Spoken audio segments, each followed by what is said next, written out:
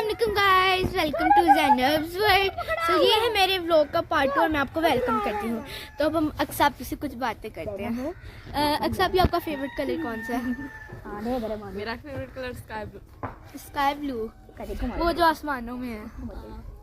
और आपको मजा आ रहा है गधा गाड़ी पे? मेरा पर्पल, पिंक, येलो, मैरून और गोल्डन सिल्वर। थोड़ा वो उसके वजन आगे ज्यादा हो रहा है, थोड़ा सा चलें ऐसे ऐसे काफी थोड़ा पीछे हां थोड़ा ऐसे बैठते हैं। अच्छा, अभी मेरे साथ आ जाना, यूं ऐसे।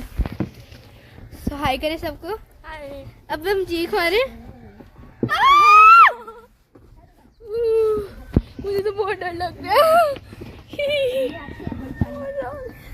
चलो अब हम थोड़ा सा आगे जा लेना, फिर हम चीख मारते हैं। और सुनाए आजकल आप क्या करते हैं, मतलब पढ़ाई के अलावा अगर फ्री टाइम मिले तो? ड्राइंग। अच्छा।